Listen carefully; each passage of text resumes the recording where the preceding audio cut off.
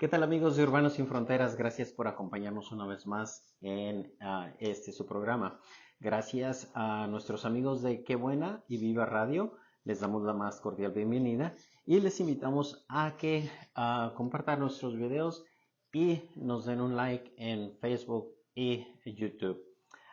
El día de hoy estamos presentándoles a uno de nuestros candidatos a la alcaldía o la presidencia municipal, como se conoce en otros países, de aquí de la ciudad de Tulsa.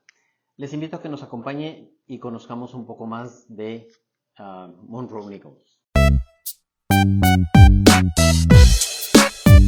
David Casas presenta un programa de revista desde Tulsa para el mundo, urbano, sin fronteras, a través de 104.9, 100.3 FM, Qué Buena Tulsa, y 100.5 FM, Viva Radio.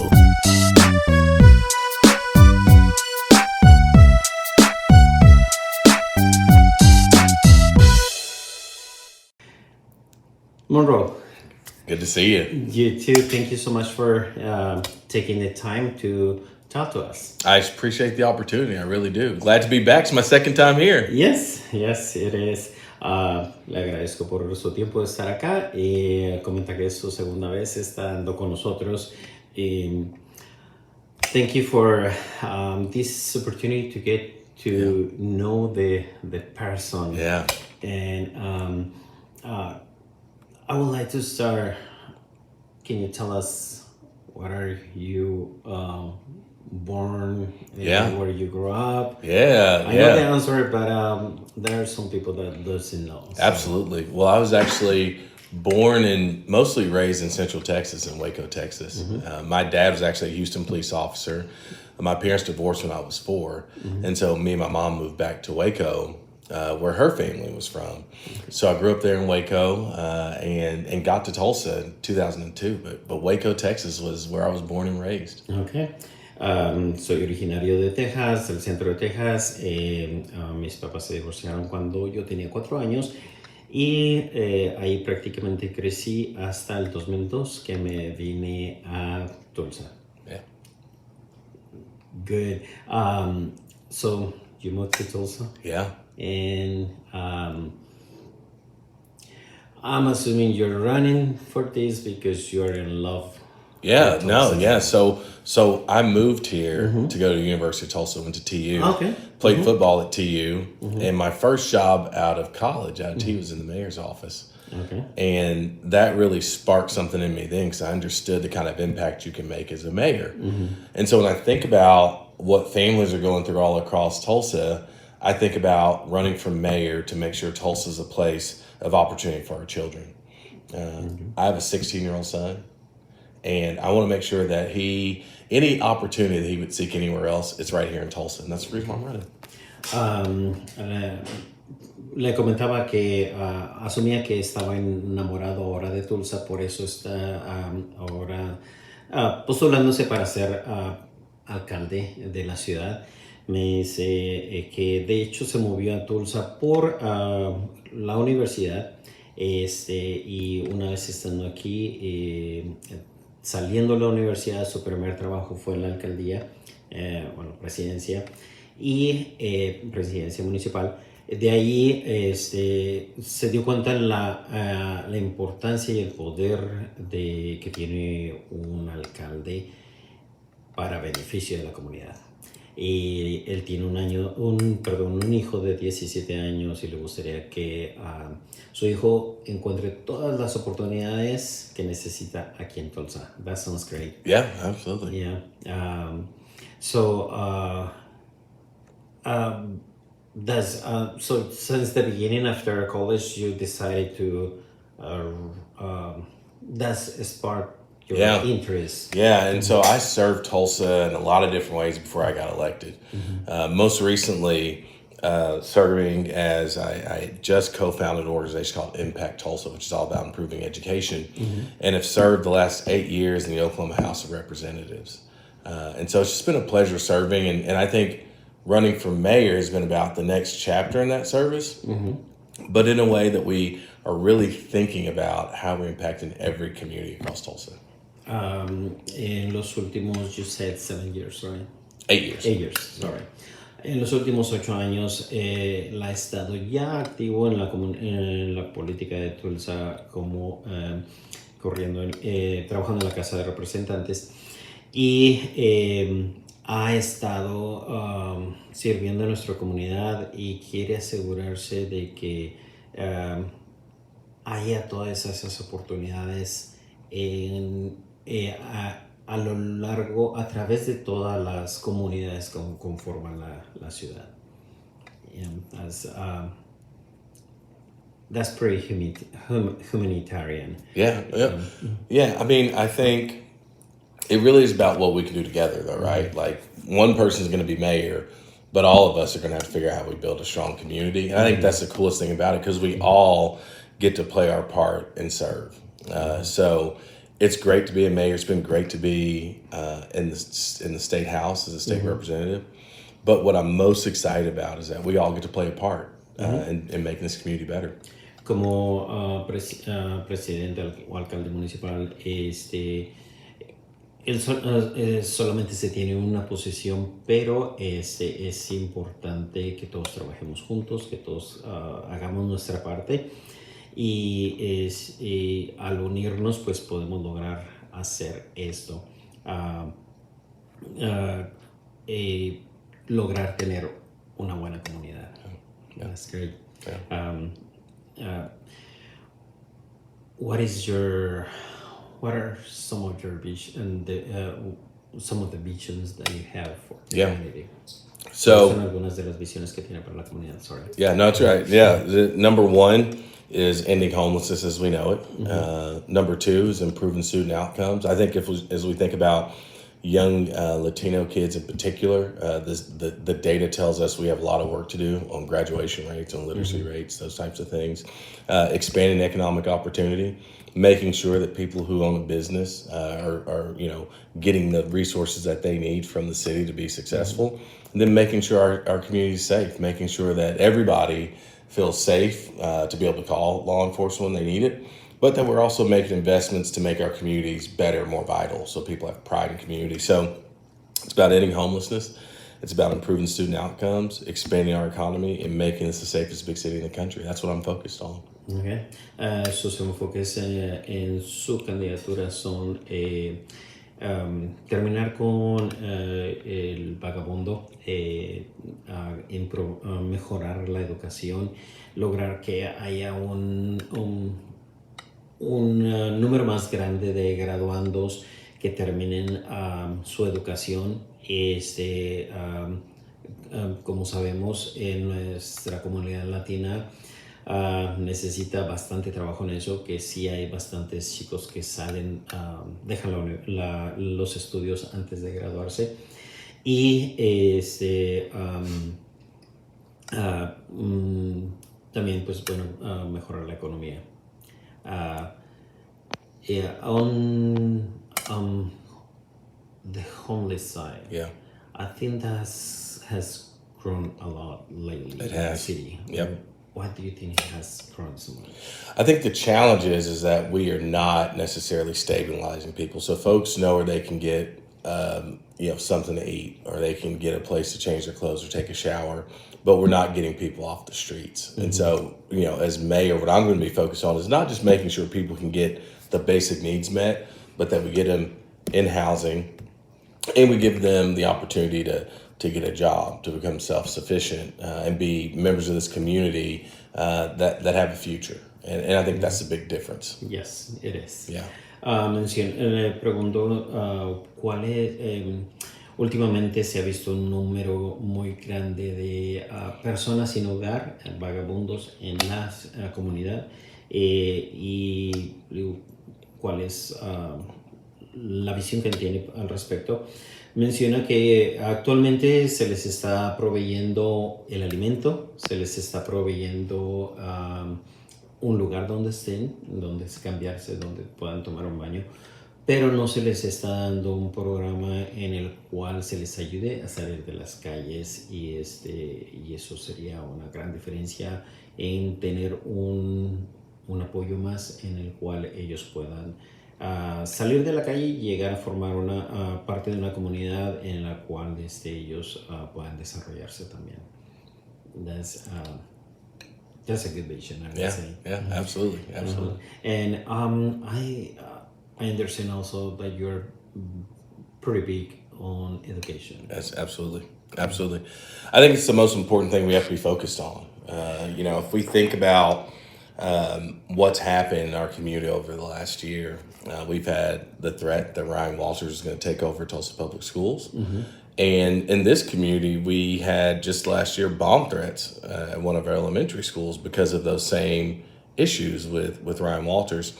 We have to fight for our kids' future to make sure that they can build amazing community. And because one day, someone else is going to be sitting here. Mm-hmm. Some kid in school is going to be sitting in your seat. Some kids are going to be sitting in my seat. And it's incumbent on us to make sure that what they have in the future is a better community than we have today. So they can be leaders and they can take us to the next level.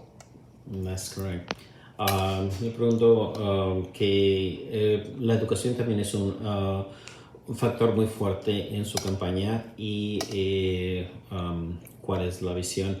Nos comenta para el año pasado tuvimos la amenaza de parte del superintendente del estado de educación en tomar control de lo que son las escuelas públicas de Tulsa y parte de eso creo que provocó una serie de descontroles también. Se ha habido amenazas de bombas en las escuelas y ha desencadenado una serie de cosas que ofreciendo una mejor educación nuestros estudiantes puedan enfrentar tener una mejor mañana. Alguien el día de mañana va a estar sentado en mi lugar, alguien también va a estar sentado en tu lugar y pues qué mejor que darles unas mejores herramientas para que el día de mañana que ellos estén acá puedan tener las bases de un buen éxito. Yeah.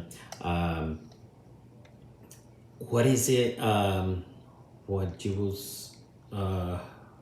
will say to the people, especially to the Latino community? Yeah.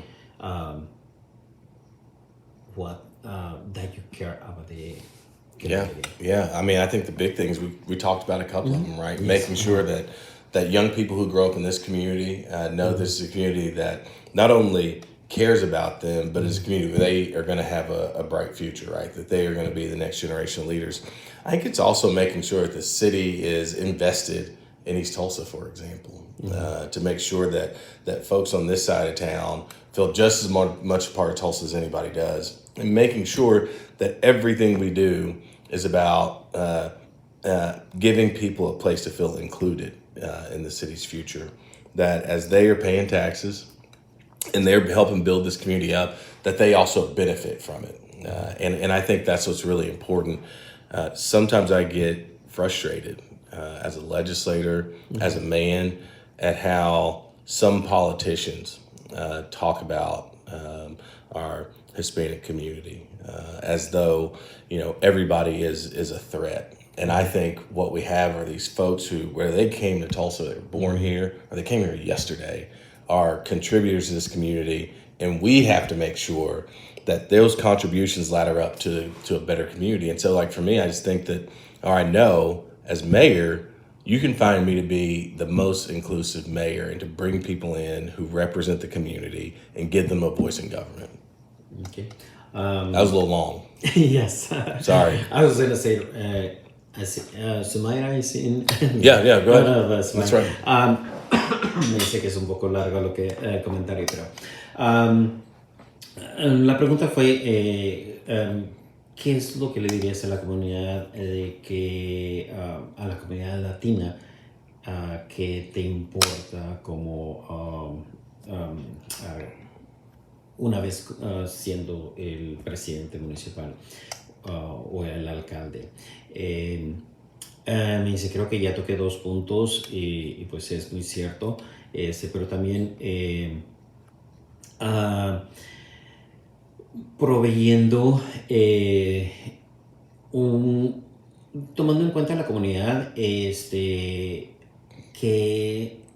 ya sea así ya acabe de llegar a formar parte de esta comunidad o ya haya nacido aquí, todos estamos contribuyendo de una u otra forma y pues estamos también pagando nuestros impuestos y quiero hacer sentir a esa parte de la comunidad que no importa que acabes de llegar, tengas toda tu vida acá, tú eres parte de esta comunidad, formar una comunidad inclusiva y que todos nos sentamos parte de ello. Eso es prácticamente un resumen de lo que dijo.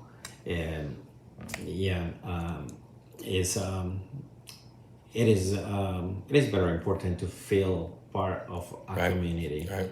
Sí. Right. Es muy importante sentirse parte de una comunidad.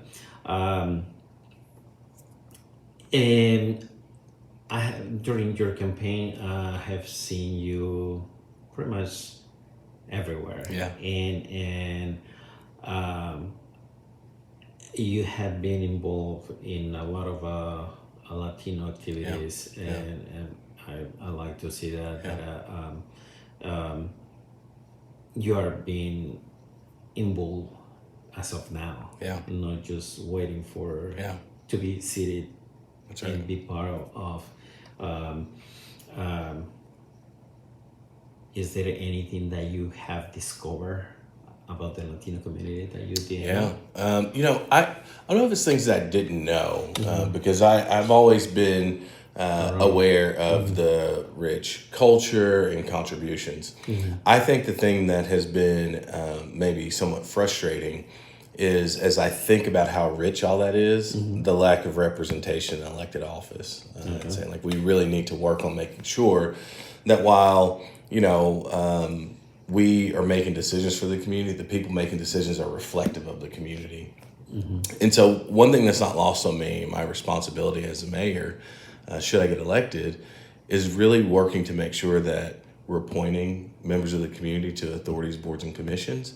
And we're actually supporting folks who might want to run for office who are also from the community.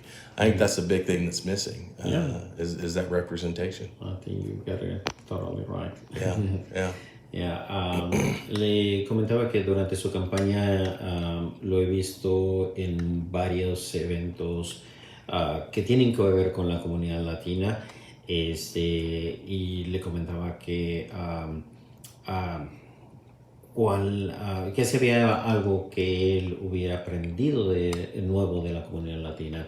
Creo que no ha sido mucho lo que he aprendido porque siempre he estado involucrado, he estado consciente de que existe la comunidad latina, pero algo que sí me ha frustrado es ver que no tenemos una representación en los puestos políticos que sea alguien directamente de la comunidad latina, y creo que me gustaría trabajar, si soy electo para la alcaldía, trabajar en eso, en que podamos crecer la participación política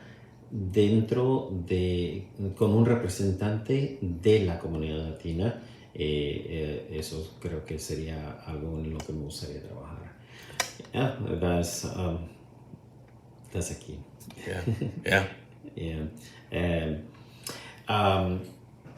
Is there anything that you will specifically would like to share to the community? Yeah, it's really interesting. I don't talk about this a lot, but I do talk about the fact that I have a 16-year-old son. His mother is half white, half Cuban. Okay. And so my son is part Cuban, actually. And people don't know that about me. And one commitment that I've made in winning this race, I should do it either way, is I am going to learn Spanish. I'm going to learn Spanish. So in future interviews, I'm going to be well versed. I can read Spanish pretty well, but I can't speak it. Okay. And so I'm gonna. My kid can speak a little bit of Spanish, but I cannot speak. Okay. So we were. People don't know that actually in my family, my kid is. You know. Yeah. Okay, and that was going to be a question. They speak Spanish at home? No, we don't. We don't. Yeah. Okay. But your wife is fluent in Spanish. So I'm not married. So we were. Yeah, I'm not married. No. So is she fluent in She's Spanish? She's not. I mean, she can speak more Spanish than I can, but she's not fluent in Spanish. But I think leading a city as diverse as Tulsa, it's something that I need to. It's a skill that I need to acquire. Yeah. So that will be awesome. Chatting with you in Spanish. I had my roommate in college was an offensive lineman. His name is Victor Mercado. He was from Texas. And Vic, when he would talk to, I actually got pretty semi-good at one point because he would do Spanglish. Okay. So he talked to his mom half in English, half Spanish, and so like I would be able to follow their conversation. Yeah. And so like at one point I was like, hold on, I know what you guys are talking about because I always wanted to make sure he wasn't talking about me. I don't know why it's always the point, but let me translate. Yeah, sorry. Disculpen que nos vimos mucho en la conversación. Le preguntaba algo que le gustaría compartir con la comunidad latina. Dice, bueno, creo que como ya mencioné, mi hijo de 16 años, y perdón porque anteriormente dije que tenía 17 años, el hijo tiene 16 años, es mitad blanco y mitad cubano, perdón. Así que él puede hablar un poco de español, pero le gustaría tener el reto de que en un futuro, cuando él tenga otra entrevista, poder tener la entrevista en español. Comentó que su compañero de colegio, Víctor Mercado, le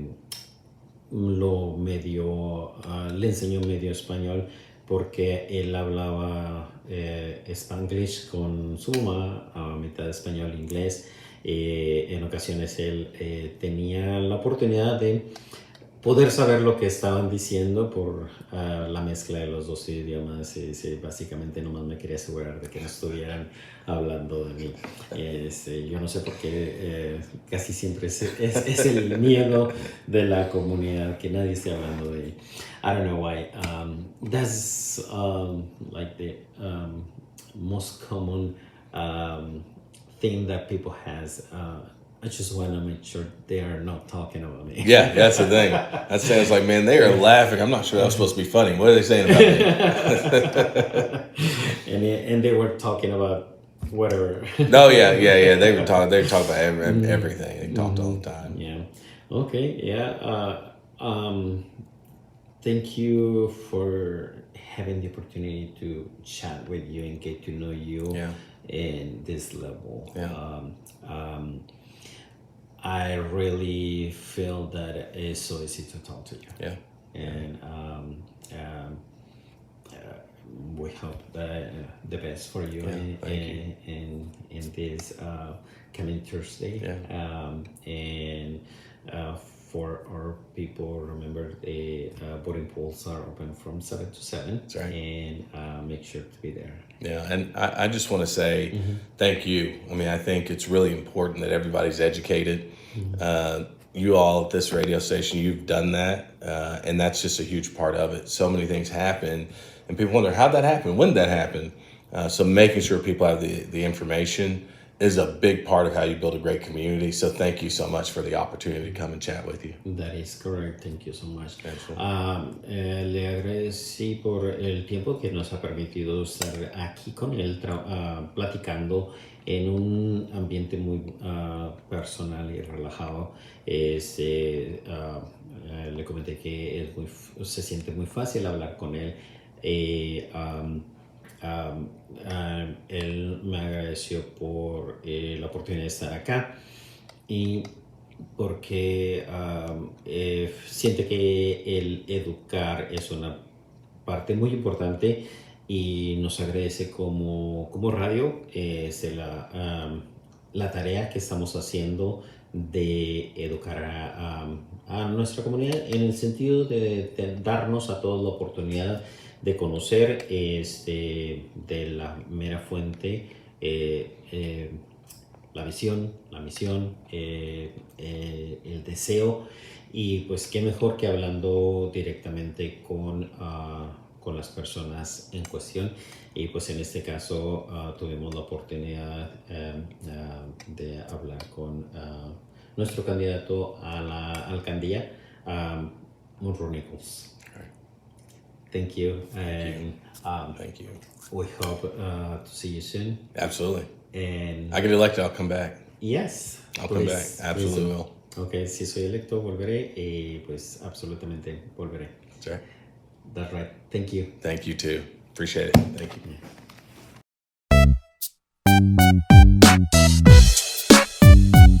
David Casas presentó un programa de revista desde Tulsa para el mundo. Urbano, sin fronteras. A través de 104.9, 100.3 FM, Que Buena Tulsa y 100.5 FM, Viva Radio.